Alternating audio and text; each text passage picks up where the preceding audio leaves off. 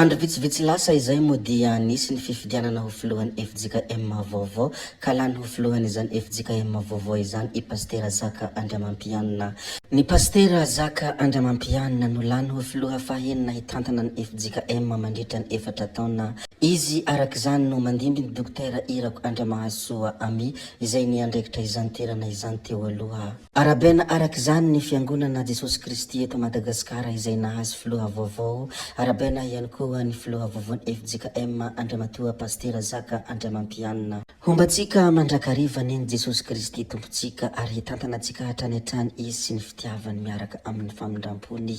Tompoko vavy sy tompoko lahy, betsaka ny zavatra izay hozaraintsika ato anatin'ity video ity. Famelohany hidirantsika amin'izany zava-drehetra izany dia mbola entanina toen'ny mahazatra foana ianareo.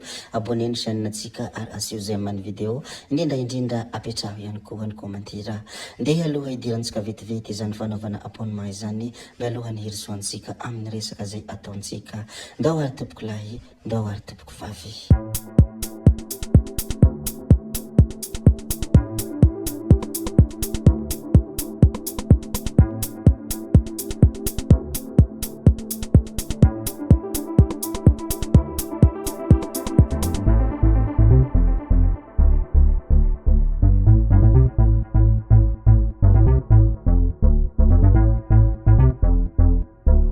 Ny zava-misy ao Burkinabe dia voaroaka ny solontenan'ny ONU any Burkina Faso.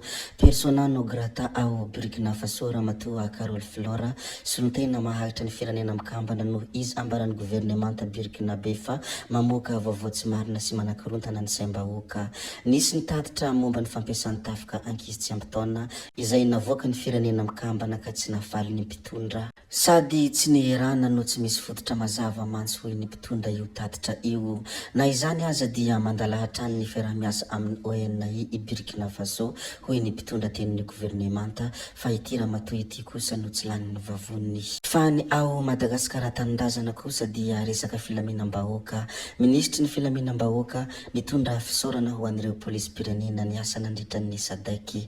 Naneho fisaorana sy fankasitrahana ho an'ireo polisy pirenena ny asa nandritra ny fianambeny SADC ny ministry ny filaminam-bahoaka, ny inspecteur général des polices Rakotoary Manana Herilala sy ireo tompon'andraikitra ambony eo anivon'ny ministera ny filaminam-bahoaka izay tetsy amin'ny kianjany Maki Andoha Tapenaka tamin'iny andro ny Alarobia 20 Aogositra 2024 maraina iny.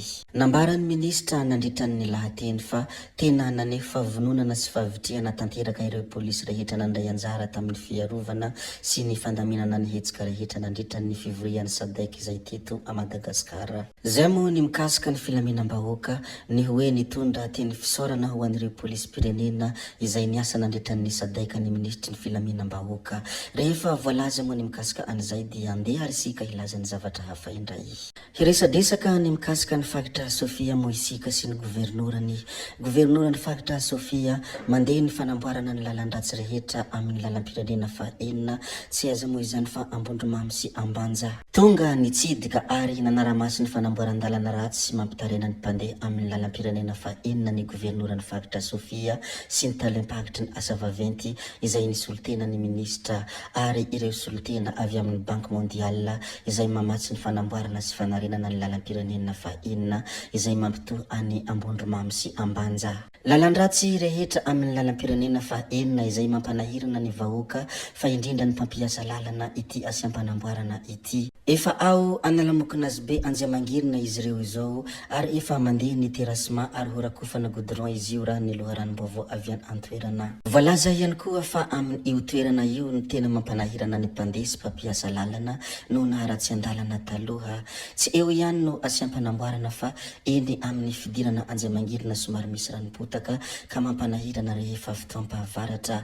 Efa mandeha ny fanamboarana azy ankehitriny toy izany koa ny ao Tsarahasina sy Tanety Lava eny amin'ny lalana be fotaka mankany Ambanja dia amboarina avokoa ary atao goudron hoy ny governorany fakitra Sofia General Lilson René Derolara nitondra ny fanazavana mikasika an'io asa io. Marina moa fa ny fangatahana nataon'ny solombavambahoaka mitambatra ao amin'ny faritra Sofia sy ny governoran'ny faritra no nafana ny sitraka izany koa isorana ny filoham-pirenena Andry Rajoelina sy ireo manampy amin'ny fanamboaran-dalana mamaha ny fahasarana ny mponina hoe hatrany izy nilaza fa efa nanafatra ekspera momba ny tetezana mba hijery ny pont Sofia ho fisorohana mialohan'ny loza mety hitranga hoy ny governoran'ny faritra Sofia. Tsy azo din tsy hita fa anisan'ny mahoraka ao anatin'ny tabanjotran sosialy io resaka pont Sofia io ka indro nitondra fanazavana ny amin'izany ny tompon'andraikitra ao amin'ny faritra. Betsaka aloha izay merci azon'ny filoha Andry Rajoelina izay indro indray general manao merci président.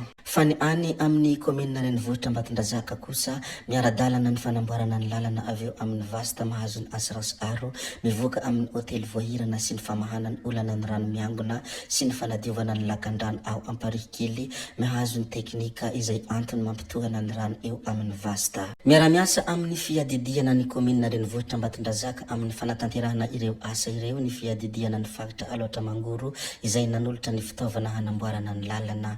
Ny orinasa EGMP izay nanolotra ihany koa ny fitaovana hisavana ireo lakan-drano ny filohan'ny chambre de commerce et de l'industrie sy ny assurance aro ary ireo manodidina rehetra tamin'ny fanampina sy ny fifanomezan-tanana. Mahafinaritra ny fiarahamientany rehetra amin'ireo asa ireo hoy ny ben'ny tanàna Ratafita Fanantenana ka nanamafy ny fisaorana ny gouvernoura Dr Gira Marosandrantana ny filohan'ny chambre de commerce et de l'industrie ny assurance aro ary ireo rehetra nanolo-tanana ny tenany. Fa ny zavanisy tany ampitan-dranomasina kosa dia tovolahy gasy nikitikitika vehivavy tanaty bisy voasambotra tany Morisy. Lehilahy malagasy 24 taona no nisambory ny mpitandro ny filaminana Maurisiana ny alatsinainy lasa teo no ny fihetsika mamoafady nataony tamina tovovavy anankiray. Rendrika ny toromaso tao anatin'ny autobus ity tovovavy 70 taona ity no nararotiny ilay lehilahy no safosafona niainga tamin'ny ranjony ary tonga tany amin'ny mahavehivavy azy ka nanaitra ity vehivavy ity. Nitsoka avy hatrany ny raha lehilahy taorian'izay saingy tadidiny ity vehivavy ity ny endriny. Nifanena indray izy ireo tao anatin'ny autobus ho an'ny Q-Pipe iray volana taty aoriana ary avy hatrany dia nilaza tamin'ny resevera ity vehivavy ity antso polisy ka noraisim-potsiny i raha lehilahy. Somary efa betsabetsaka moa ny zavatra izay efa nolazaintsika sy nasiantsika resaka tato anatin'ity video ity raha fitipitinina ireo rehetra izay efa voalaza dia nilaza ny mikasika ny filohan'ny FJKM vaovao isika ary nilaza ihany koa ny resaka fanamboaran-dalana natany amin'ny faritra Sofia izany nateny amin'ny Renivohitra Ambatondrazaka. Tato ihany koa isika nilaza ny mikasika ilay tovolahy no samborin'ny polisy Maurisiana rehefa nanao fihetsika mamoafady tao anatin'ny autobus.